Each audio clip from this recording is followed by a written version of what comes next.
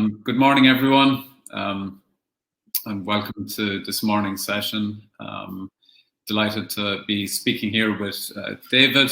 There's just going to be two of us here this morning because unfortunately our third speaker couldn't make it due to personal reasons. So we'll do our best to keep you all entertained. The session is looking at Green New Deal, and particularly in relation to the role of public spending within all that.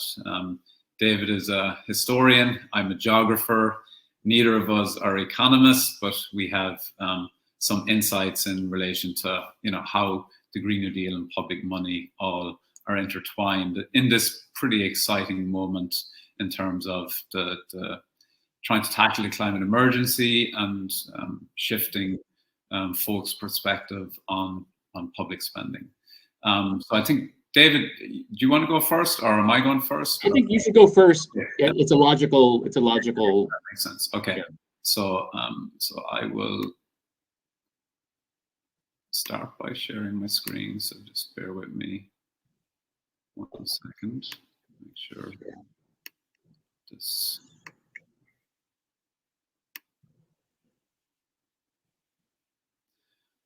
Okay, so David, can you see my slides now? I can. Excellent. Okay, and it's full screen?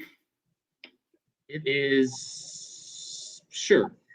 It's pretty full screen. Okay, it'll do. All right. Yeah, so as I mentioned, unfortunately, Daniela can't be here today. I'm delighted to be part of this global democratizing work initiative. I'd like to thank Pavlina for organizing this. Over the last 2 years, we've seen an explosion of Green New Deal proposals across the globe, from South Korea to Spain, the UK, the EU, and a sweep of Green New Deal proposals during the 2020 presidential election and beyond. As the Green New Deal and just transition policy and discourses rise in popularity and shapes current and future climate and energy policies, tracing both its history and its future development is an important exercise. So in today's talk, I'll focus on 4 questions. First, I'll briefly outline why we need a radical climate action. Second, I'll discuss why we need to democratize work after the pandemic, or why it's even more important. Third, I'll outline what a radical Green New Deal looks like in practice, and why such configurations are necessary to meet 1.5 degree targets. And I think it's important to clarify this now, as there are clear attempts to greenwash, to water down, and to co-opt the Green New Deal movement. And throughout this, I'll be offering commentary on President Biden's climate plans, outlining some positive developments, along with some critical gaps, of which there are many. So first part, so why do we need radical climate action? Well, within a decade, we have to almost cut emissions by half, and this is a huge task. That's around 7.6% pollution cut every year. To put this in context, despite global efforts, emissions have risen every year over the last 3 years. And while there was an approximately 8.8% decrease in global emissions during the first 6 months of 2020 due to COVID lockdown, these emissions are rebounding, or have rebounded, as global economies open. So this is why Congresswoman Alexandra Ocasio-Cortez and Senator Ed Markey are scientifically accurate when they say the age of incrementalism is over, and now is the moment to think big and take bold and urgent action. So the IPCC have been very clear as well. We need unprecedented action in terms of scale, so rapid and far-reaching transitions in energy, land, urban, infrastructure, and industrial systems. So what does this mean? Well, this means we need to reconstitute not only the electrical grid, our agricultural system, transportation system, financial system, trade and manufacturing, land use, political system, military, and the entire economy. Essentially, everything has to change. So briefly, why should we democratize work after the pandemic? Well, the COVID pandemic has been an unprecedented test of government's ability to manage compound risks. Facing three interconnected crises, the COVID pandemic, extreme inequality, and the climate emergency.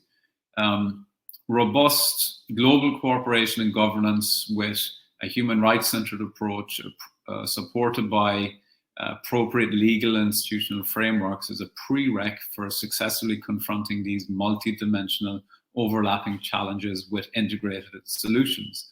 And the Green New Deal is a classic example of an integrated solution.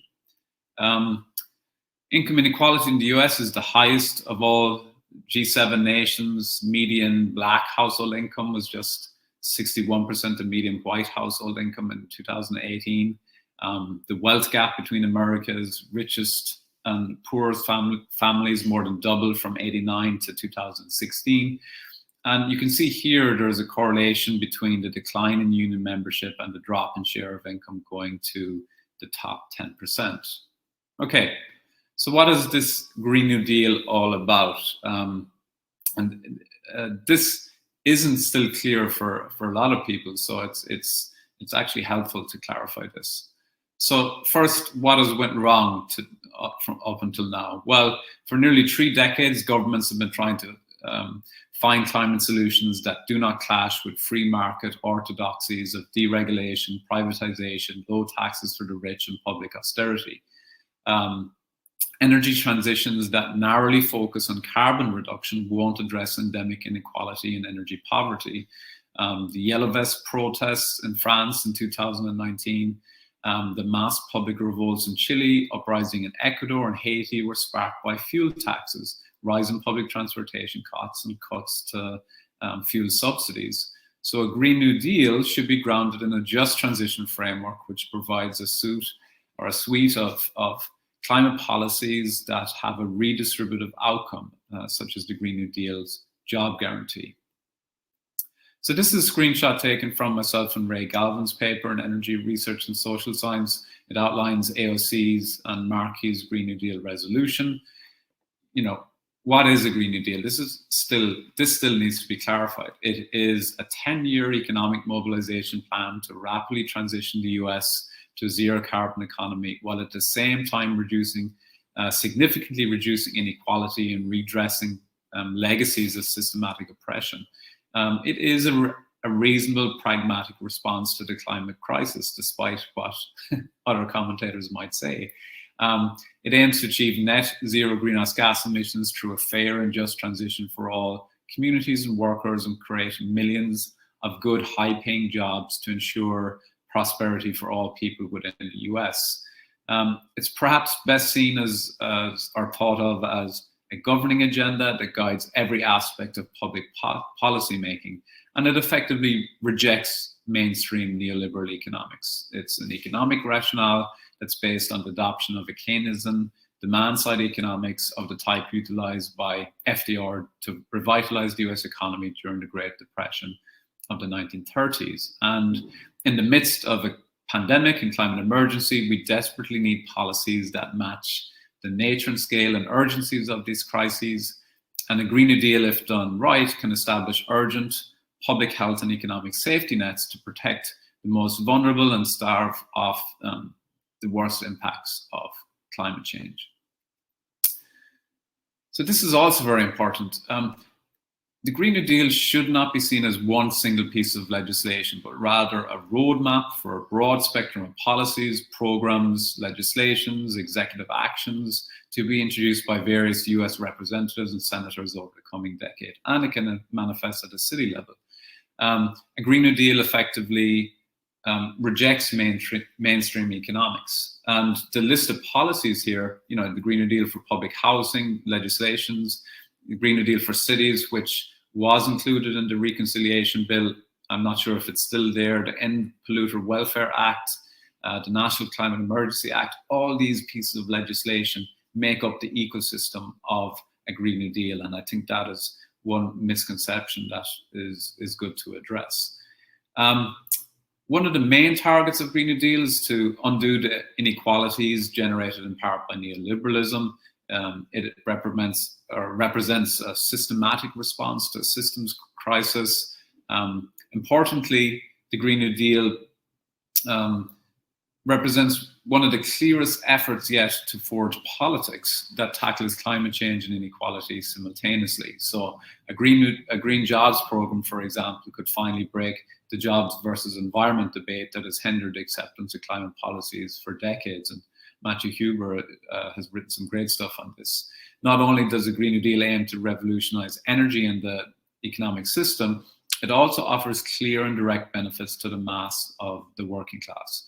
So by calling for popular programs such as a federal job guarantee, millions of high-paying jobs, expanded trade union rights, and enhanced healthcare. And of course, the latter part of my slide, there's solidarity across borders. I'll talk a little bit about that at the end. The Green New Deal must be internationalist, and some of the 2020 candidates addressed this and others didn't. Okay, so how has the Green New Deal expanded the scale and scope of a just transition? Well, we need to reground the Green New Deal by tracing its origins. FDR didn't just fix the economy, arguably he saved democracy itself. Okay, there was huge problems with the racist orientation of the policies, but it was way bigger than just a recovery program. You can trace the concept of a just transition to the end of World War II, when the government took steps to provide education, home loan, and unemployment benefits to cushion the return of 16 million servicemen and women to civilian life. The public sphere needs to be broadened, which is not the same as enhancing the power of the state. Rather, the goal is a more egalitarian and democratic eco-state and society. So job guarantee is arguably one of the most important components of a Green New Deal. The public sector job guarantee could serve as an ongoing shock absorber and a powerful tool for economic stabilization. Congresswoman Coleman, who spoke at the conference yesterday, and Congresswoman Olmar introduced the Workforce Protection Act of 2020, and their proposal calls for the US Department of Labor to establish a job guarantee for states, localities, and tribal entities where the unemployment rate is greater than 10% or double the national unemployment rate. Public support for a job guarantee has been high even before the current crisis, with approval ratings of around 78% among US voters. And the large-scale implementation of a job guarantee will be the single most significant transformation of labor since labor markets in the 19th century. And care work is climate work, and people like Alyssa Battistoni have written some fantastic work on the need to recognize care work, and that has to be a central part of the Green New Deal. A strong labor movement strengthens the Green New Deal. The ProAct is a major piece of labor legislation already passed the House. When Biden supported the ProAct, unfortunately, he refused to use executive authority to deliver two promise rules to deter that kind of corporate union busting we saw, for instance, during the Amazon union organizing, the persuader rule and the neutrality rule. It's clear that Biden will need to use his bully pulpit to build political will for a more transformative vision like FDR. That is, if he wants to become the most pro-union president in history, as he said he would. And the ProAct, and I've listed some of the benefits of it here, is really central to be able to pass a strong Green New Deal. So when we talk about a just transition, what do we actually mean? So this conceptualization is narrow in scope, mainly focused on fossil fuel dependent communities, but we can broaden that to all consumers, people who use public transport, for example. But examples of policies can be income retraining and relocation support for workers facing retrenchment, guaranteeing the pension for workers, mounting effective transition programs for fossil fuel dependent communities, diverse and strong coalitions, dedicated funding streams. And importantly, we have to frame climate change as a public crisis, and this requires us to transform energy from a commodity to a public good. If we are to meet the 1.5 degree target, we must begin by recouping our basic notions of public and the collective against the ruthless privatism of market logic.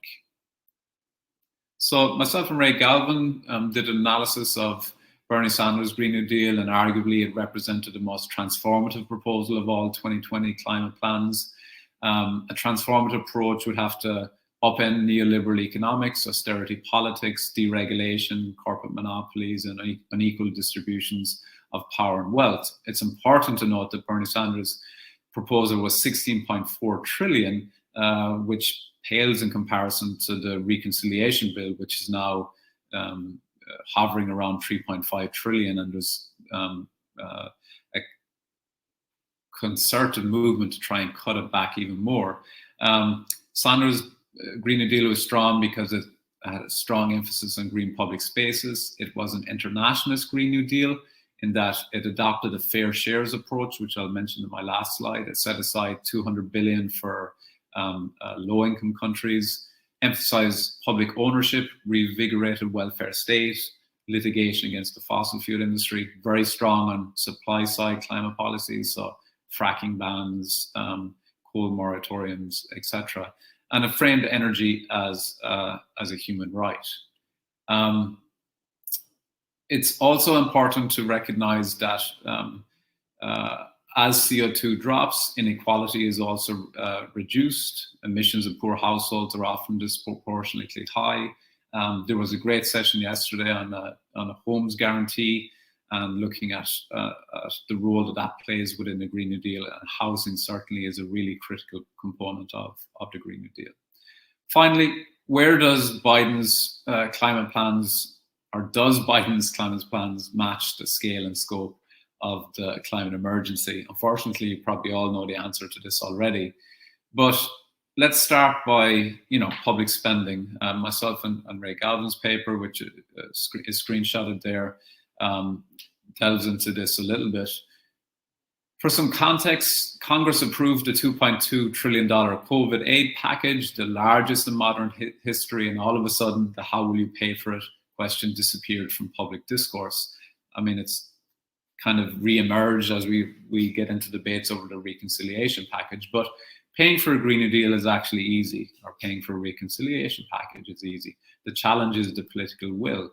We can pay for a Green New Deal the same way we paid for the COVID aid package, or the same way we pay for US military budgets, foreign wars, or Trump's $2.3 trillion tax bill. Congress authorizes the necessary spending, Treasury spends it. Within the COVID aid package, there are no pay-fors, as in there are no offsets to make it deficit neutral. And many economists no longer see rising government debt as a problem in the same way as they used to. This debt obsession has been carefully debunked by economic research. High public debt has not led to rising interest rates. And our study found that Sanders' $16.3 trillion Green New Deal was pragmatic and economically credible. And of course, the cost of inaction is far greater. There is fiscal space, but what is needed is the political will.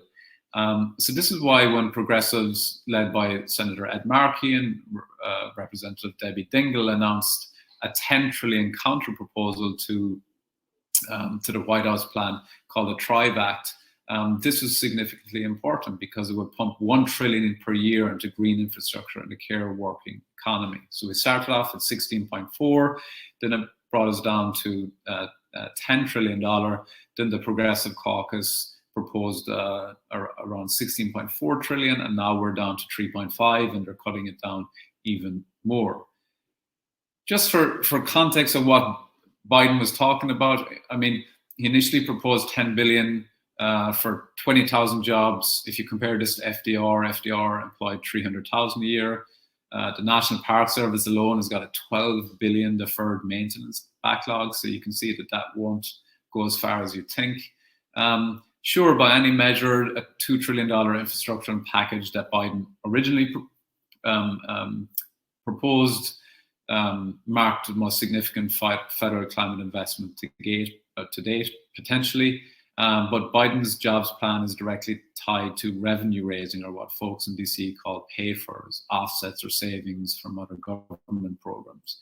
And it doesn't match the scale and nature of the crisis. And unfortunately, the reconciliation package has also been watered down. This is some really cool graphics from the New York Times. This was when the infrastructure plan was 2.6 trillion. You can see on the right when it was the bipartisan plan, which is now 550 billion. You can see that there's been huge cuts into lots of areas that are linked to tackling climate change. Deficit politics are getting in the way of building a more sustainable and resilient economy that works for all. And just like the New Deal, we need to spend at the scale demanded by the climate emergency and take care of the funding when the macroeconomic balance sheet dictates it. So the investment of deep decarbonization require multiple trillions of dollars, and neoclassical economic assumptions must be challenged. And this is my second last slide. Just to complicate things a little bit more, the US is the largest historical contributor to climate change. It has a responsibility and capacity to commit to a fair share target, which was introduced by climate justice and international development groups. 50% does not meet the US's fair share of 195% reductions, which is 70% domestic reductions and 125% through international support. So Bernie's international Green New Deal set aside 200 billion for low-income countries, and it was addressing this fair shares target. So to conclude, I've covered a lot of ground there. 30 seconds of final thoughts. Well, markets cannot work alone. The Green New Deal is a long-term plan for political change. It's not just one piece of legislation. Emissions reduction is a deeply political project. Structural change has to be managed. We need direct intervention from the state.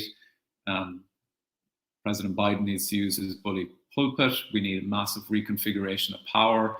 We have to phase out fossil fuels and technologies. This means adopting supply-side climate policies like fracking bans, crude oil export bans. We need targeted interventions in infrastructure, public services, urban and regional planning. Deficit spending must play a role, and also taxing the rich can complement that. Foreign policy has to change, so we have to move away from a protectionist view on renewables, particularly our interactions with China. Debt relief for the global south is climate policy, and that should form part of an internationalist Green New Deal. And as the debates are raging in DC around the reconciliation package, we need to recognize that all politics are now climate politics. You know, whether it's agriculture, urban planning, transport, public services, they're all intertwined now. And we don't have that much time or second chances for these types of big public spending initiatives that have to take place immediately. Okay, that is all for now. I'm done. Let's see if we're back. Okay, cool. We're back onto the screen. Hopefully everyone could hear me and it worked okay. And over to you, David. Yeah, thank you very much for that brilliant introduction to the range of moving parts in this story and the stakes. And that was, and I think that what I'm going to do is very different from what. No, first of all, wait. I'm sorry. Hello, everyone. It's hard to adapt to the, you know, I'm not used to not seeing people in person. So hi, everyone. And thank you so much for the organizers who put together an absolutely brilliant 3 days of sessions. And so what I'm going to do here is compliment certainly to Noel's talk, and I think to a lot of the discussions that I've seen in the last couple of days about what is necessary, what we need to do politically. And I'm going to do it by introducing a pretty sweeping point about the politics of government spending and finance. Basically about the ways in which the mechanics in the United States, my focus is on the US, mechanics have long been obscured in American history and in popular discourse. And then I'm going to sample from just a few episodes in the 20th century history of this to illustrate why this subject matter is so crucial for our contemporary debates about the federal role in promoting job creation and sustainable economic development. So my focus here, just to preview, and it's been my focus in earlier work that I did on the mortgage markets and racial discrimination. My focus concerns a long-standing, indeed a pretty well-worn disconnect in American history between the federal state's capacity on the one hand and the dominant narratives about its capacity on the other. So the history of fiscal and financial policy in the US demonstrates that the US government has never been, operationally speaking, financially constrained. It's actually a pretty simple point. It's always been able to pay for the things that Congress has deemed necessary, be it wars or infrastructural development, unemployment benefits, Social Security payments, the list goes on. Together, the executive, legislative branches, together and working with the nation's financial machinery, have always managed to foot the bill. But despite this, the nature of this federal contribution and of the government's productive capacity, that's really kind of the crux of what I'm gonna try to highlight here. Those have long been obscured by a political discourse that emphasizes the government's supposed financial constraints. Politicians and scholars alike, and particularly those defending powerful economic interests, have consistently, throughout US history, portrayed the public fisc as dependent upon the private or so-called real sector and its factors of production. And so in their telling, a series of supposedly immutable market forces determine what is financially feasible. And at the heart of this distortion has been a foundational neoclassical myth about money and its relationship to the governments that manage the currency. So here's my point today in a nutshell. The US government can easily finance programs like the Green New Deal, but our political and scholarly discourses have long hidden the government's financial capacity from view. So I want to introduce that longer history and a few examples to kind of to illustrate that. So first, I'm going to sketch out that sweeping point. And I lost my side note. I lost my reading glasses, so I'm doing a lot of this middle-aged tipping of the glasses things just to read my picture. So I'm going to sketch out that sweeping point, and it's going to be familiar to many people here, and that is that U.S. federal spending and government oversight of the monetary system and its credit facilities have always been essential motors of economic development.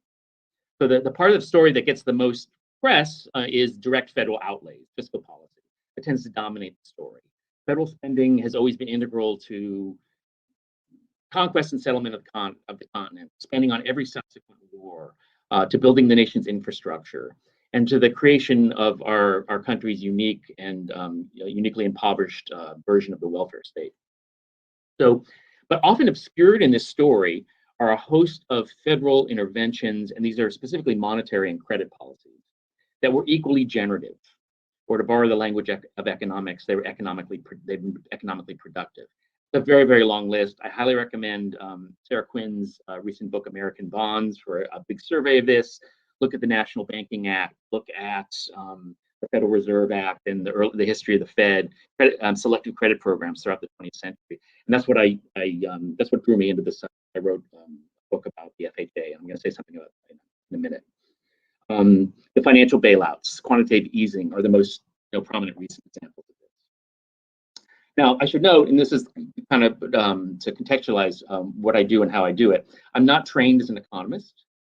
So I was very surprised to discover when writing that book about US housing policy years ago, that most economists, historians, and politicians do not consider federal, financial, and credit policies to be economically productive.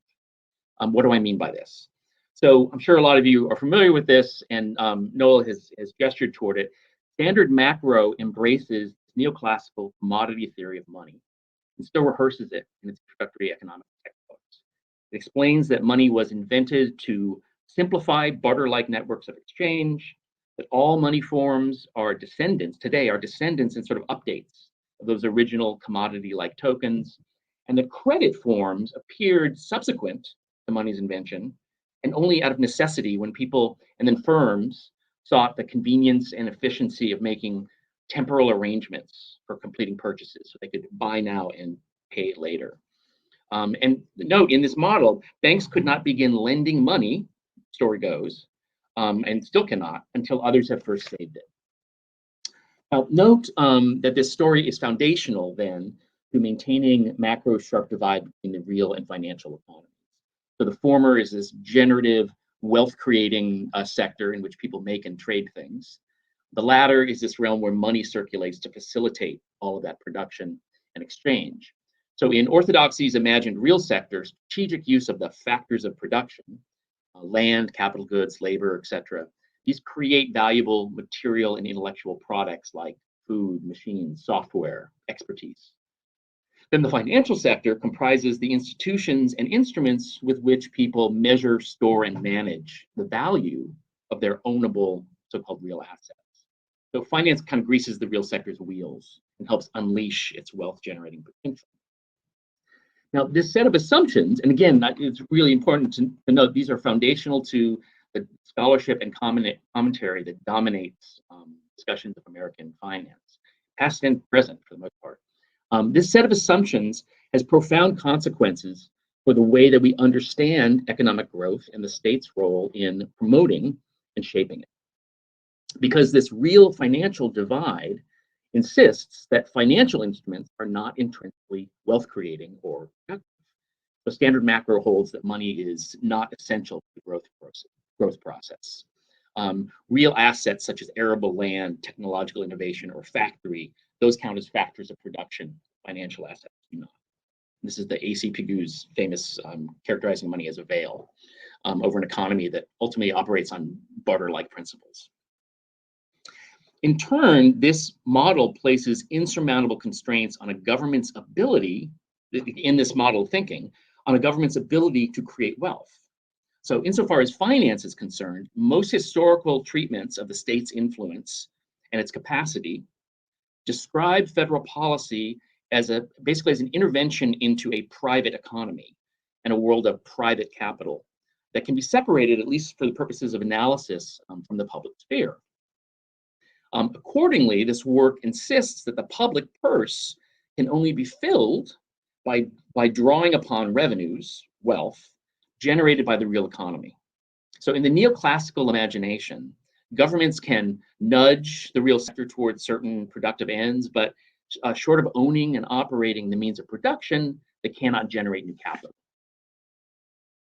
Again, that's a sweeping point, and it's explored exhaustively by heterodox work in economics, sociology, and other fields.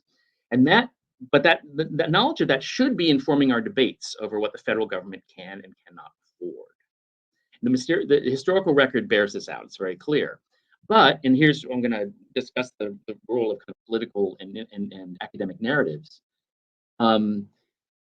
That real world federal capacity and the history of that capacity has reliably been obscured by dominant discourses about money in the state.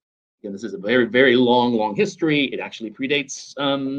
There's a non-American version of this as well, and obviously in the contemporary era. But it's a long history. It's got countless permutations, and it's inseparable in the final analysis from the evolution of dominant economic ideas. So all I'm going to do now is just point to highlight a few episodes of this in the 20th century to kind of make this more palpable, and I think to illustrate the political stakes here. So the first concerns World War I, and it drives home a point about wartime spending in general. Never in U.S. history has fighting wars been revenue dependent. And the Liberty Bond drives that financed our efforts in World War I are also interesting because they introduced a modern kind of Fed-era narrative about taxing and spending that continues to shape our policy debates. So the mechanics of financing this war are well known and well documented. Between 1917 and 1919, Congress raised about 2/3 of its war-related costs through what were famously called Liberty and Victory Bond campaigns. They drew in about $21.3 billion from individuals and corporations. The securities were marketed at the time and are still portrayed in most histories of the war as government borrowing from American citizens. But what this account does is downplays or usually just ignores that most of the purchases of these bonds were made not with private sector savings, but rather with money literally created by the Federal Reserve. How did this happen? 1916, the Fed Board of Governors authorizes advances of Federal Reserve notes, these or their equivalent, these are the reserves in our system, to member banks against US bonds or notes. And here what they did was abandon one of the principles that was in the design of the Federal Reserve, so-called real bills principle, which said you don't lend money, you don't create reserves and promote money creation against government debt. Then under pressure from the Treasury, the Fed encouraged its member banks to lend for the singular purpose of buying war bonds. So the result was a sustained campaign of government debt sales on margin. Liberty bond purchases were made with borrowed money. Banks accepted the bond as collateral for the loan that was used simultaneously to buy it. But James Grant, a financial writer, captured this many, many years ago in a really smart book about credit in American history. He said, the banking system, quote, was more than accommodating to the would-be saver who happened to be without money. So it kind of captures the mechanics of this and the hypocrisy of it. So the federal debt balloons from $1.3 billion, $26.6 billion in 2 years. 70% of the war's costs, as John Kenneth Galbraith wrote, were, quote, covered by methods not appreciably different from the greenback sales that financed the Civil War. So it's a short version of this case that I just represented. The Treasury financed the nation's contribution to World War I by creating a fiat currency. It did what currency issuers have always done. That is, it issued new government IOUs. And it portrayed it as an act of civic nationalism, as borrowing from the future savings of private citizens and corporations. That's the narrative that justified a massive emergency and supposedly debt-financed episode of federal spending. And that's the narrative that dominates historical treatments of World War I financing to this day. Now, again, I could tell this story about countless moments in the history of American finance. My earlier scholarship was about a famous episode. That's the second case I want to introduce here, which was the creation after World War II of a mass market for suburban home ownership. And this is what drew me into this subject. That market was basically manufactured by government subsidy for consumer debt spending. Through the operations of programs, famously the Federal Housing Administration, the Veterans Administration, and others, the Treasury insured specific categories of loans that were issued by qualifying private banking institutions. Those subsidies appear in the historical record very differently, as basically an earned benefit. Hardworking families and World War II veterans alike were supposedly given access to this low interest, amortized long-term mortgage loan. Federal insurance, was called the guarantee in the case of the GI Bill, gave banks both the confidence and the capacity to lend. It allowed them to spend from their stock of settlement balances in return for a quick and profitable resale of a loan on the secondary market, or alternatively, the promise of repayment with interest from the borrower. But at that point, the mechanics are messy, but here's what's important to see here. Whoever held the debt then received payments over the life of the loan made with bank-issued deposit currency. This is the banking system's IOUs. And those payments were in turn cleared between banks by the exchange of Fed settlement balances. So I won't go deeper into the mechanics here, but the larger point is this. Both the material production and financial returns generated by these insured loans depended upon, and they still do in the contemporary housing market, multiple levels of sovereign authority.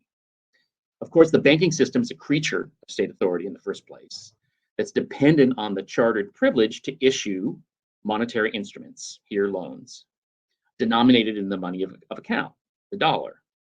Meanwhile, the federal guarantee commits the Treasury to protecting participating lenders against default. So if a borrower fails to keep his or her promise to pay off the loan, the lender is compensated, thanks to the US government's power and its willingness to create financial assets.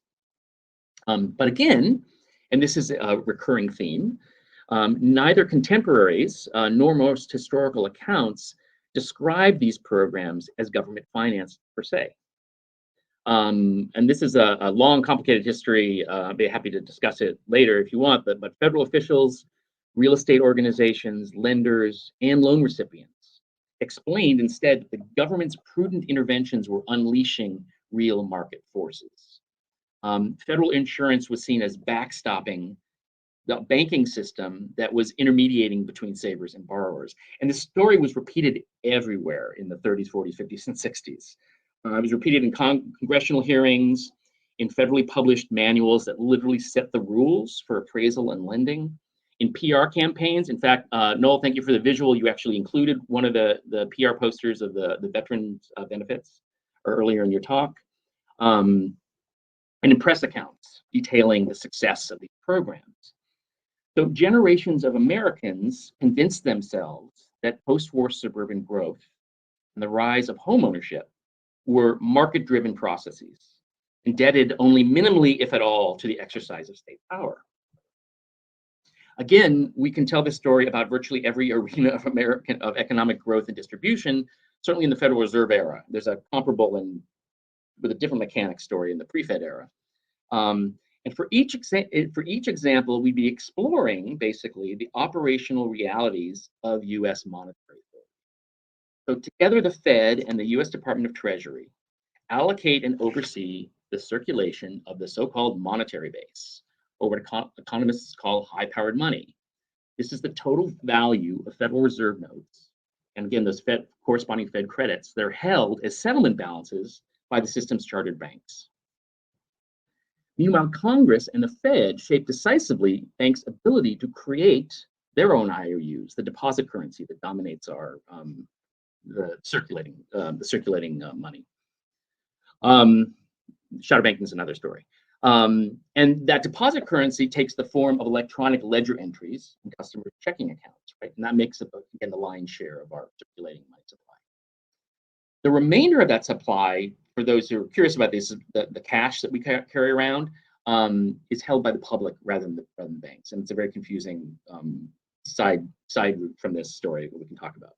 But all told, federal authorities have considerable influence over the dollar-denominated instruments that created in turn by the central bank and by private banking institutions.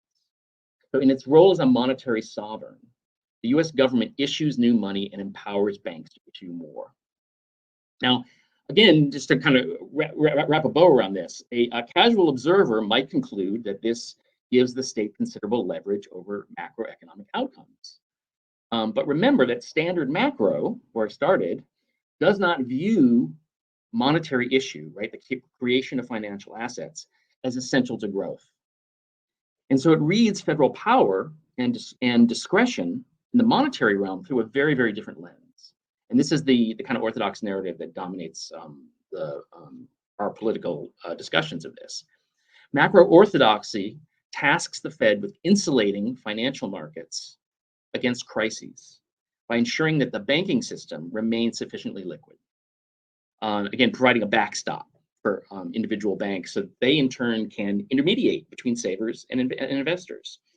This intermediation, according to the story, then permits market actors to make the choices that unleash the economy's productive capacity. And at risk of reducing a very complicated intellectual and political history of American finance to a sound bite, but I'll do it anyway. Versions of that orthodoxy have dominated academic and political language about money since, not coincidentally, the earliest days of the Federal Reserve System. Again, there's a pre-Fed version of this that we can talk about. So money's what I really want to capture here is that money's real world history, right? And again, those who are interested, I can point you to this incredible interdisciplinary scholarship on the subject.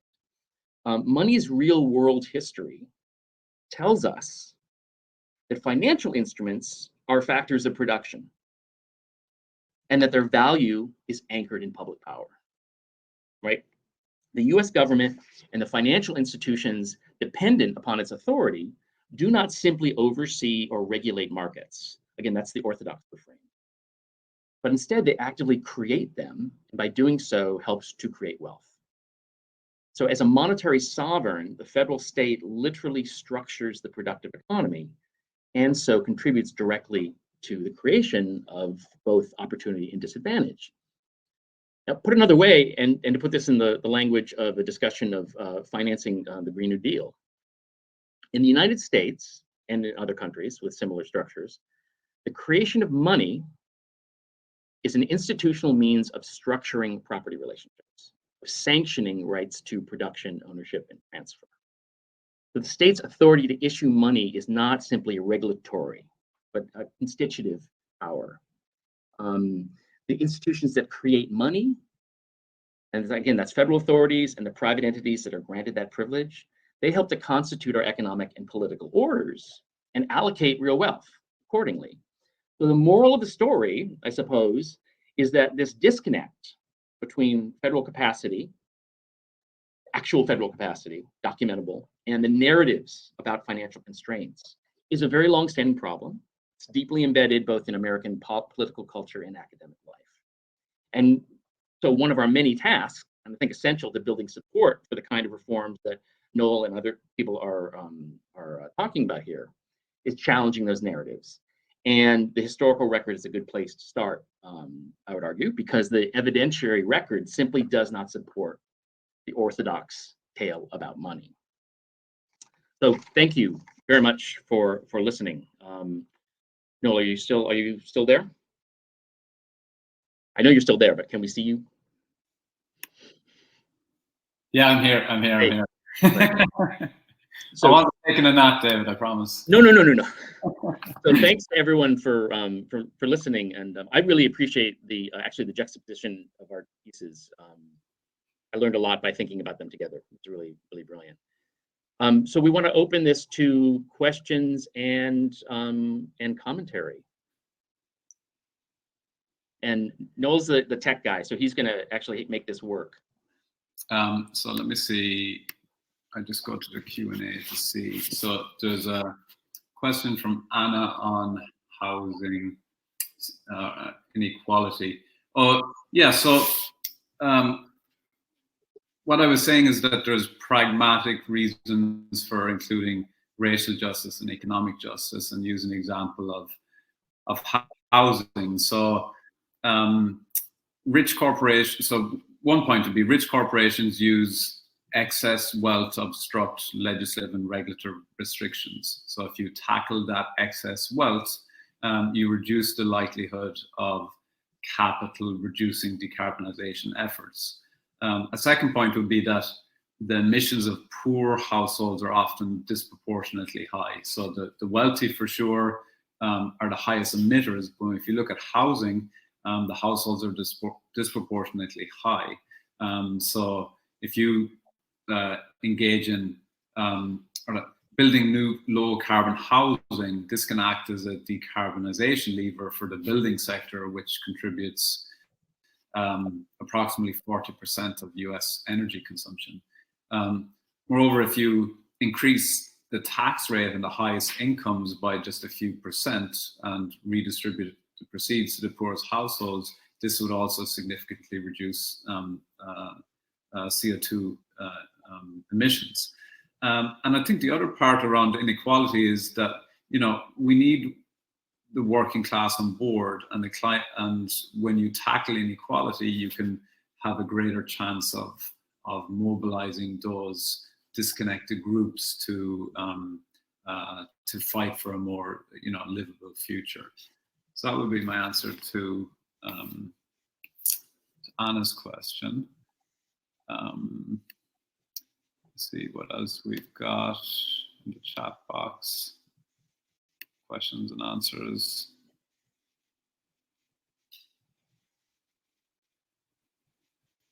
Okay, so a question from James. Professor Healy mentioned the Green New Deal would take place over 10 years. What would happen if another political party takes control? Would this hinder the Green New Deal? Would it be able to stop funding programs? Yeah, I mean, even within this 10-year decade, we're going to get a lot of forward and back between the two political parties, and it's an unfortunate case that the US is a two-party system. And even within, you know, even if it is the Democrats that are in power, you can see there's a lot of obstacles just right now. If you don't have a super majority in the Senate and Congress, things can get blocked. I think the bigger picture is that, the climate emergency is here to stay, and, the next 10, 20, 30, 40 years, there's going to be a battle over big public spending in all forms. And probably what has to happen is, a more reinvigorated grassroots opposition to the current mode of operation that is currently taking place in DC to counterbalance all these blockages, that are manifesting in DC. So, I mean, messy politics from here on in is going to be central. David, I don't know if you want to. Yeah, I think that it's a great question, and I think the answer can be found in, again, the history of these policies of federal spending and regulation. I mean, a lot of folks imagine that the New Deal was embraced with open arms at the time, and it wasn't, not even by a lot of people in the Democratic Party. It's incredible opposition. The programs there's this huge menu of programs and policy and new administrations that were created. They were created by necessity. So the parallel here is that the necessity of the climate crisis is bringing this stuff to the fore, and that's why and also because of the work of activists, this is now becoming central to our party politics in the United States. And when this happened in the New Deal, it was labor protest, it was civil rights protest, it was, I could go on and on and on, that actually pushed the federal government to create the basic, again, what I call the sort of impoverished welfare state that we have. I just say two things about that. One, those programs have been under fire ever since, like 5, 6, 7 years after we passed the Wagner Act to put the federal government to institutionalize government support for collective bargaining. The Taft-Hartley Act undermined it, and we've been fighting over the right for of collective bargaining ever since. Social Security was depicted at the time as socialism, right? And there's been a battle ever since about inclusion. So domestic workers and agricultural workers were excluded from Social Security for the first 10 or 15 years. Why? Because Southern congressmen and business elites did not want Black people to get these basic benefits. And it was a struggle to then expand it. And that kind of leads to my other point about it. One is that it's always been a fight. And two, and this is maybe the good news, once these interventions are made, because of bureaucracy and people's expectations and changing political narratives, they often become the norm, right? So most people think, oh, Social Security, of course, that's just a norm, or employment compensation, or any kind of, like, so much of the basic kind of social safety net now is just taken for granted by so much of the American electorate because it was necessary. And once it was put in place, it becomes kind of normalized. And so, yeah, and like Noel said, it's going to be this wrestling match politically for the next 10 or 20 years. But once these things are instituted, and even a scaled down reconciliation bill, they're going to institute programs that people are going to realize are absolute lifesavers for so many people in the United States that will get them more political support. Social Security was famously called the third rail of American politics by the 1980s, even in the Republican Party. The Republican Party was completely opposed to it in the 1930s. So there's also, I think, a space for these reforms to actually change people's notions of the public and the collective. Again, to cite Noel's paper, it's about using politics to reshape what we think government can and should do. Yeah, that's a really excellent answer, David. And to some of my students who are sitting in, you see the value of having a historian on the panel, because we need to look back in order to understand the future. Another question from Sarah: how or will these ideas translate at the state, city level in the US? This is a really good question. And I can offer some initial comments, and I'm not sure, David, if you have any thoughts on the funding mechanisms for state levels. But I guess the first point is that, you know, the government is a risk taker. It has a unique ability to regulate and shape markets. So, I mean, a Green New Deal has to start at a federal level. You know, we need massive investment akin to, you know, 1 trillion a year. And the government must have a coordinated vision and strategy for a Green New Deal at all levels. And public spending and investment are essential, not just for infrastructure and public goods, but also for innovation. And importantly, the Green New Deal should invest in the real economy, not just financialization. So jobs, job creation, wages.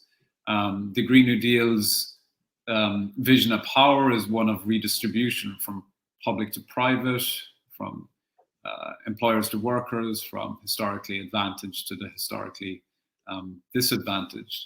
So then when you come down to the city level, the first point I'll make is that local government spending accounts for approximately 10% of GDP. So there's a big chunk of money to play with when we're talking about city governments.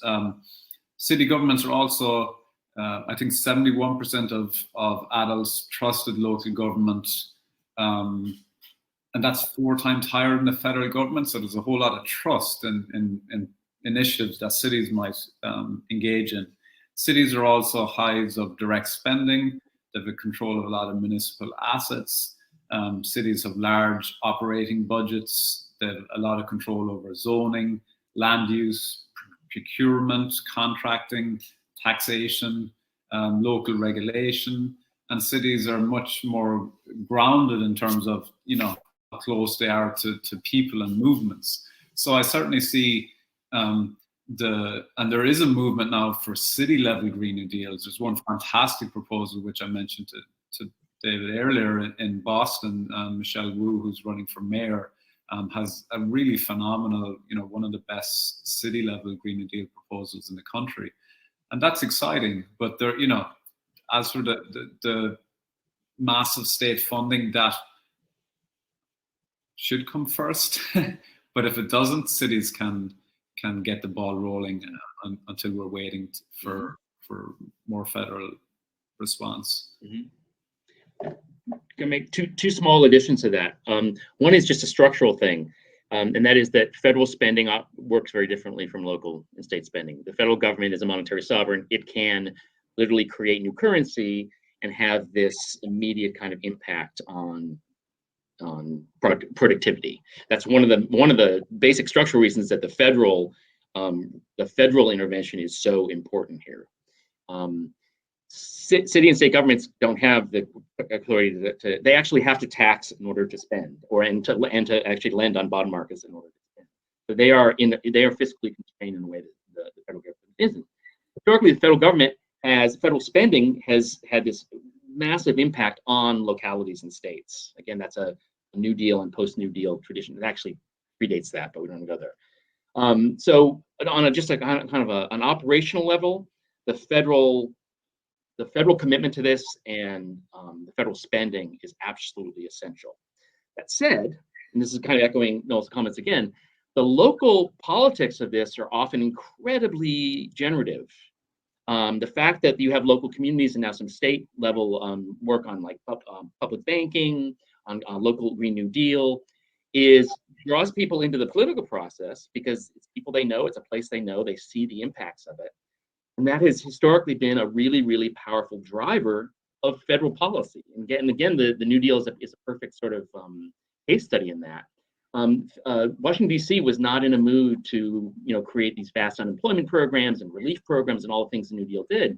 And it was local organizing that pushed them to do it at the end of the day. Yeah, that's a really important clarification there, David, that cities, for some of my students that are tuning in, cities are unlike states. States, a monetary sovereign state, can create their own currency, where cities have to tax it or raise it via bonds.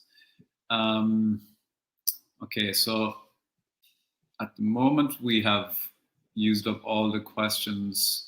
There's more in the chat. Let's see if there's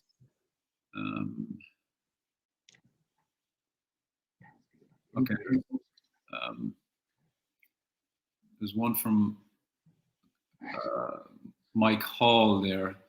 So Mike says, as part of creating a factually based process for Green New Deal mobilization, I believe the first priority is to inform citizens, science engineers, professional community, Green New Deal voters and designers that our government create money from nothing and money can always be made fit. Okay, and then the second part, what's the panel's view about getting coherent policy design adopted and voted through an environment where these facts, i.e. MMT knowledge, is still near universally denied, even airtime, let alone facts acknowledged. Okay, thanks, Mike.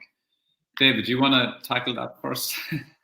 Yeah, how much time you got? That's a great question, and I love the characterization of, what was it, creating factually based process for GND mobilization. Yeah, I mean, wow, there's so much to say here.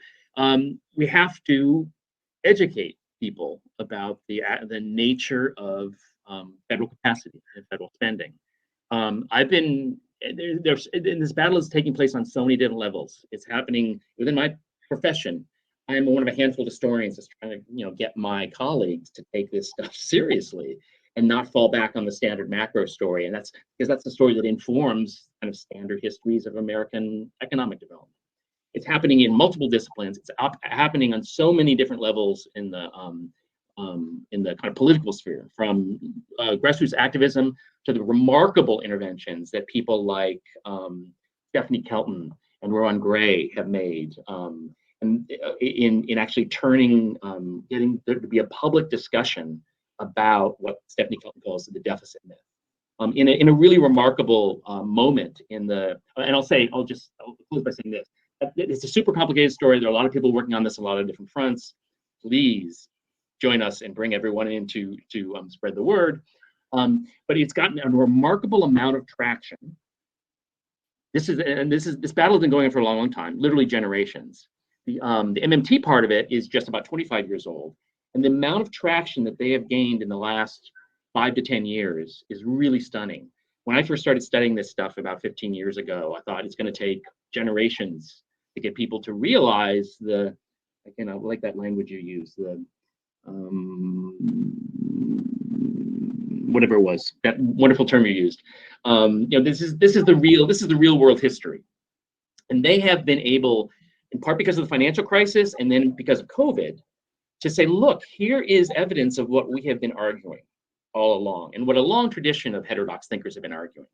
So there's a moment now that is getting a kind of political traction that it hasn't before, both because of the crisis and because of the incredible hard work that these scholars and the broader community have done in the last 20 years to make this part of the public conversation. And I'll leave you with one thing to see how far this has come. This morning in the New York Times, McCoy writes up a piece about the debate over mint the coin. Look at it. And it says, it interviews Rowan Gray, who's one of the scholar activists in this movement. And it basically says to the New York Times readers, what is money really? I almost fell off my chair when I saw this hit the New York Times. This is the stuff that, again, generations of people have been arguing for a long time. So there's a political moment that's, I think, opening a space to educate more people about that, the very thing that you correctly identified as essential here. Yeah, that's a great question, Mike. And just jumping on what David said, I guess on a positive note, the pandemic has accelerated the mainstreaming of once marginal ideas. Absolutely. The fact that radical austerity measures are now advocated by newspapers like the Financial Times. The IMF has even taken a stand against austerity. There's massive support for a wealth tax, over 70% or so. So we can use this crisis as an opportunity to transform economies and societies in a radically different direction. And I think there is a greater awareness now that Republicans use the pretense that they cared about fiscal responsibility deficits to engage in economic sabotage, as long as there's a Democrat in the White House. Right. And then they abandon this position once they're not in power. And then internally within the Democratic Party, they love sabotaging themselves as well. But to conclude, I think we're in a very unique political moment, and I think that there is now space for breaking the mold, pushing back against neoliberalism, and there is some rupture points, and I think that the Progressive Caucus in DC is embracing a lot of this, and if that can expand more, I think we can get more rupture points. Absolutely. So a question here from Sam. What do we do about private banks using their money creation power to finance fossil fuel exploration? For example, JP Morgan creating 69 billion in 2 years after Paris Accord for fossil fuel exploration companies. Well, so I guess the solution is cutting off the financial supply, and that solution can come from activists and grassroots movements. So there's organizations like Oil Change International, Stop the Money Pipeline, etc., who are setting up divestment campaigns targeting banks who are financing fossil fuel extraction companies. So as it stands, the G20 governments have provided more than 3 times more public money for fossil fuels, around 77 billion, than renewables each year. So tackling this financialization certainly is a critical component. And I think the divestment movement and climate justice movements can play a role there. I'm not sure if that addresses your question, or David, if you've very brief follow-up. This is kind of echoing that point. Make it less profitable, right? And that happens on many different scales. Activists are drawing attention to this and leading to local and even large-scale boycott activities, and those have historically been really, really productive in advancing rights and equity in the United States. On the other end, the federal government, again, if you think about the stuff that I outlined, the federal government is in charge of the money supply. I don't mean that in a literal term, like they can make the private money supply go up and down. That's actually a fiction that's embraced by kind of a neoclassical model. But they have the ability to charter and spend directly, which is the most powerful way it can change these outcomes. But then to charter and regulate the banking system. And the banking regulations that were put in place in the 1930s have been disassembled slowly over the 20th century and make it harder. And then we haven't even talked about the so-called shadow banking network, where so much of the financial assets are literally out of the control of the banking system. So the short answer is you stop banks by making this less profitable for them. So, and one easy way is to take out all the federal subsidies and policy incentives that make it profitable and possible for them to invest in fossil fuels. But again, it works on so many different scales. Okay, thanks, David. So that was for Sam's, and I think he's a follow-up. Why does MMT never talk about the need to take away the power of privately owned commercial banks who also create money for anything they want? That is beyond the realm of my expertise. I'm not sure, David, if you have some thoughts on that. That is, I'm going to give a really short answer, and because these are all such great questions, and the answers are really complex. They do talk about that dynamic. It's not part of the sort of public-facing discussion of MMT. And I'm a student of the criticisms of MMT, among other things. As an historian, I wanted to see what people have to say. I read the critiques of MMT really, really extensively. I'm writing a little bit about it. And they really, really distort a lot of the kind of fundamentals, the foundational ideas that drive neo-chartalist and MMT scholarship. So that's one problem, is that if you're only reading about MMT from sort of the popular media, it's a very, very distorted view of that. The deeper question of whether or not we should stop private banks from creating money for anything they want, that one is so big, I'm not even going to venture there. I would be happy to talk about this if you want to like reach out, and I can put you in contact with other people in the field, and maybe point you to some discussions of that. I'm not sure that is actually the answer. It has to do with the history of private money creation and its relationship to state money creation. That goes back a long way. But again, I think the larger point here is that MMT has addressed a lot of these things in some detail, and is not part of this public-facing discussion of it. And I think that's real shame. Okay, moving on to the. Oh wait, I'm sorry. Sam just mentioned something. Yeah, go ahead. I'm sorry. Yes, I understand that. And Stephanie's book made a very conscious choice to not talk about deposit creation, because she wanted to focus the audience on a fundamental dynamic and what she calls the deficit myth. If you look at her scholarship and her sort of a deeper dives into this, it's absolutely central to the way they talk about this. That was a strategic choice that she made in writing that book. You're right or wrong, but it's not that she's unaware or ignorant of the importance of that question. So thank you for that follow-up. Okay. So on the Q&A question from Healy, do you think that the US would ever use the massive military budget we have towards a climate emergency? Do you think there's enough political urgency on the issue of US spending?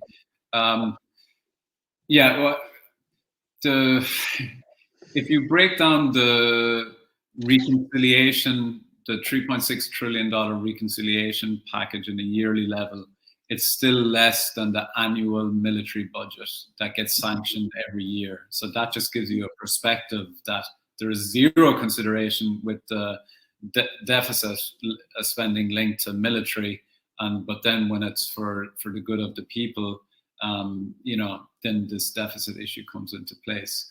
I think that the military budget provides a good tool for educating the public on public spending as well. But it's just, the Bernie Sanders Green New Deal, I think, was one of the few proposals that proposed for massive cutbacks in military spending. And that was actually part of offsets. Bernie's Green New Deal had a lot of pay-fors. He identified places where you cut back, but military spending was one huge one. David, I'm not sure if you want to jump in on some. Yeah, just to reiterate something we've been talking about, and it's central to this heterodox neo-chartalist understanding of money. It wouldn't be using an existing budget and moving it somewhere else. It's not a pot of cash or tax revenues that we spend on one thing or the other.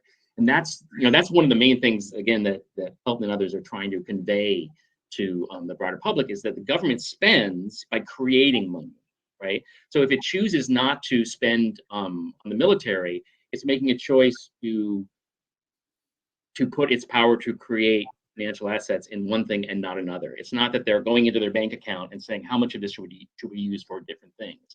So the government spending priorities are really an expression of, in operational sense, of what the government thinks is important enough to create money for. So could we reduce our massive military budget? That would be great.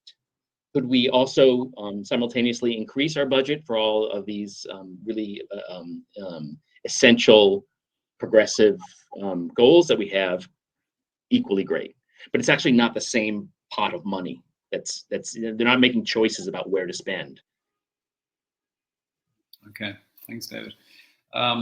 So there's a question from John in Q&A on just transition. I'm not quite sure the exact nature of the question, but I can speak in generalities to just transition. So a job guarantee, I mean, this serves as an ongoing shock absorber and a powerful tool for economic stabilization. So a job guarantee would be the flagship tool for a just transition. One thing that is important when we're conceptualizing a just transition, it historically emerged from the labor movement, historically linked to fossil fuel dependent communities, coal, oil and gas communities. But what has been fantastic about this new Green New Deal movement is that it's broadened the scope of the discussion on a just transition, broadened it to consumers. If you are a consumer in a low carbon society, public transportation should be affordable.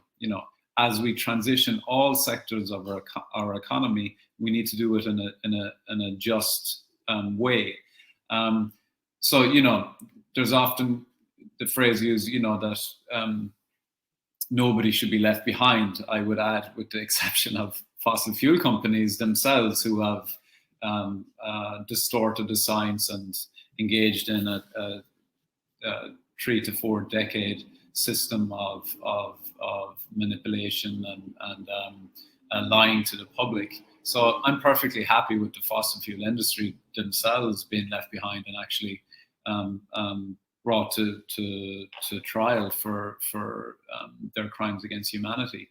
But job transition must apply to all sectors of the economy now, not just fossil fuel dependent communities. And that's what the Green New Deal is getting at, that everything we're doing, that people power and justice is a central thread to all of this.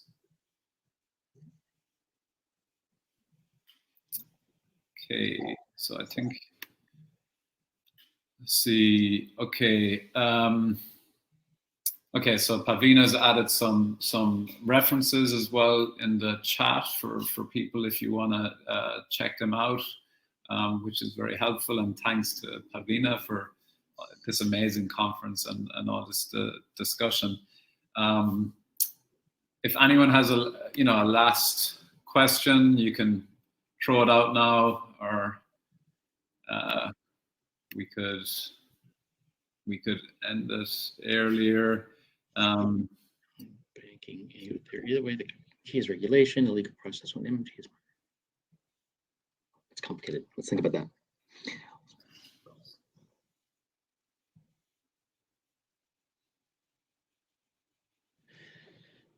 What Mike said. Thumbs up, Mike. Yeah, for those who are new to some of these debates and literatures, the resources are just remarkable to learn about it. Reach out to us. That's an easy one. Find our contact information and write us. But the communities that are coming together to do this work, and a lot of them are represented in this conference, you could go down so many rabbit holes to learn about the background of this, the competing economic models, the remarkable prescriptions for reform that are being grounded in these models. It's like a treasure chest. It's like when you go to the dentist and you get to pick a toy, endless toys. So I encourage everyone who's listening to this to take a step further into that literature. Or just to reach out to any of us, and we can point you to some of the groups that are doing this. Yeah, and just following on, John just added some extra clarification, and yeah, he's right. I mean, there's labor workers, coal workers, fossil fuel industry workers have every right to be skeptical about the transition, because they have been, there's been so many unjust transitions in the US's history or in the world's history. So absolutely, they should be skeptical. And when we talk about, retraining and reskilling, not all coal miners want to become a coder. It has to be realistic. And I think a central part of that is, a job guarantee, Medicare for all as well, where they're not dependent on their job for transitioning.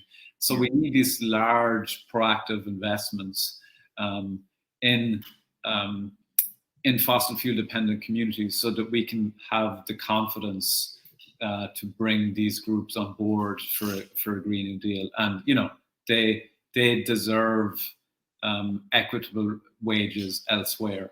That's for sure. The fossil fuel companies themselves, that's another that's another issue. And hopefully the lots of legal avenues that are opening up now, that they can prove more fruitful in the years to come.